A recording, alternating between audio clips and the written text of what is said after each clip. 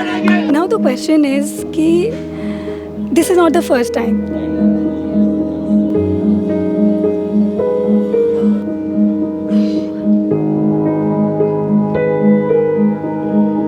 Hello doctor है, उसकी body हमें मिली है तो वो हम इमेजिन भी नहीं कर सकते। उसको सुनते ही ऐसे पूरे रोंगटे खड़े हो जाते हैं। भी कल की ही बात है कि कल ही न्यूज़ में आ रहा था कि एक फीमेल रेसिडेंट ने किसी पेशेंट से कुछ बोला है और पेशेंट ने उनसे वापस बोला है कि ढंग से इलाज करो वरना उस फीमेल डॉक्टर जैसे तेरा हाल कर दूंगा।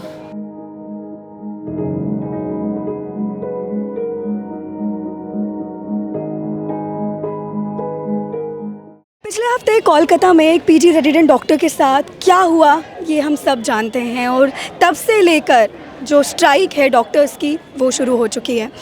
जबकि बोला गया था कि अभी जो स्ट्राइक है वो कॉल ऑफ कर दी जाएगी, लेकिन आज हम अभी एम्स में हैं और स्ट्राइक अभी भी है कि जब तक मतलब जेपी नड्डा जी ने अश्योर तो किया है कि जो डिमांड्स है वो पूरी की जाएंगी, लेकिन बात ये है कि क्या गारंटी है इनकी डिमांड्स पूरी होगी। और सिर्फ यही एक क्राइम नहीं, इससे पहले भी डॉक्टर्स के साथ, स्पेशली महिला डॉक्टर्स के साथ काफ़ी बार ऐसे हीनियस क्राइम्स किए गए हैं। इवन मेल डॉक्टर्स के साथ भी काफ़ी बार मारपीट, इस तरीके के गाली गलौज काफ़ी बार देखा गया है। तो इसीलिए आज हम एम्स में हैं, एम्स दिल्ली में, और यहाँ पे हम कई डॉक्टर्स से हम बात करेंगे और उनसे जानेंगे कि व्हाट इज़ द सल्यूशन। क्या सच में ये कभी सॉल्व हो भी पाएगा, इसका कोई सल्यूशन है या नहीं, और इसके अलावा और क्या क्या चीज़ें हैं जो वो फेस करते हैं अपनी डेली की ड्यूटीज़ में। आइए जानते हैं।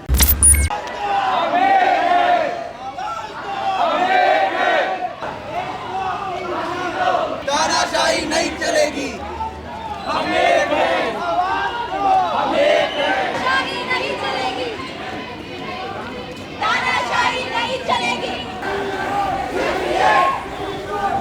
आई एम श्योर बहुत ऐसी चीज़ें होंगी जो डे टू डे लाइफ में डॉक्टर्स फेस करते हैं जो शायद कभी हाईलाइट होता ही नहीं है।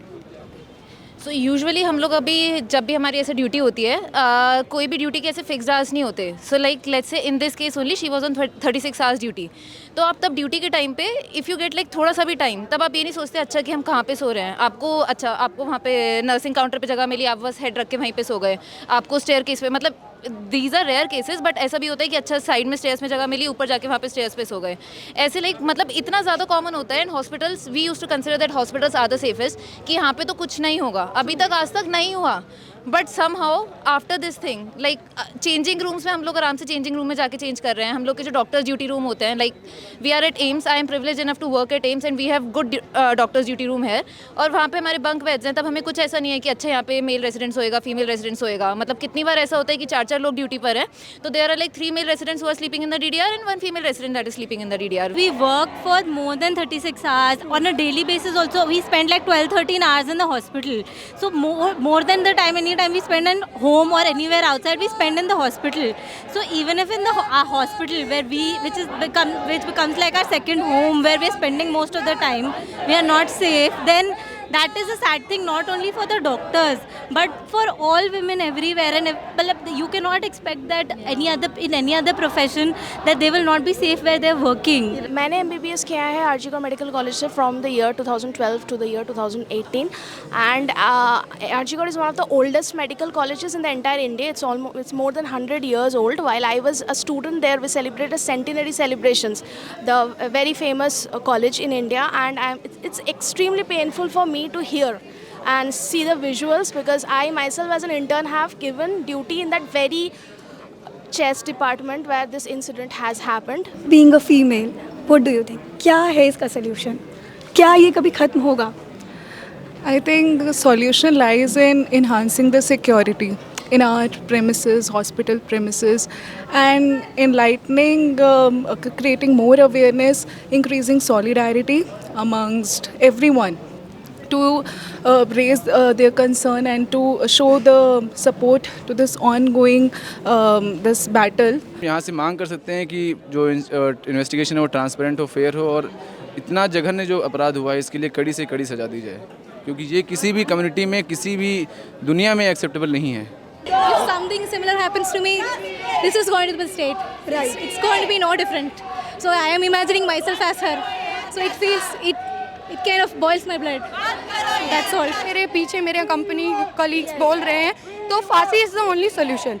ऐसे इंसानों को तुरंत फांसी मिलनी चाहिए, इससे ज़्यादा हैवानियत तो हो ही नहीं सकती ना।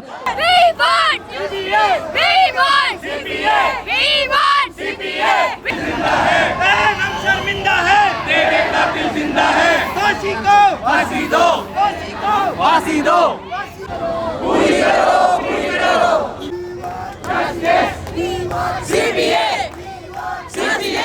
तो अगर आपके पेरेंट्स सुनते हैं कि आप हॉस्पिटल में हैं तो ठीक है, आप सेफ हैं, this is the safest place. So this is so horrifying that on night duty somebody is doing work for government. She was a government doctor and then this happened, and the postmortem details are so horrifying. Even we are not able to sleep properly. This is so horrifying. It can happen to any of us. I understand कि patient के attendants, they were worried about it. They got very furious and they almost tried to attack us. I got saved. मेरे साथ ऐसा हुआ है, but पहले ऐसा हो चुका है कि मेरे कलीग्स के ऊपर अटैक हुआ है। और अभी कल की ही बात है कि कल ही न्यूज़ में आ रहा था कि एक फीमेल रेसिडेंट ने किसी पेशेंट से कुछ बोला है, और पेशेंट ने उनसे वापस बोला है कि ढंग से इलाज करो वरना उस फीमेल डॉक्टर जैसे तेरा हाल कर दूंगा। तो एम्स दिल्ली में हमने बात की कई सारे डॉक्टर्स से और जाना अपनी डे टू डे ड्यूटी में वो क्या क्या फेस करते हैं, और साथ ही वो कौन सी उनकी रिक्वायरमेंट्स हैं, डिमांड्स हैं जो जल्द से जल्द सरकार को पूरी कर देनी चाहिए।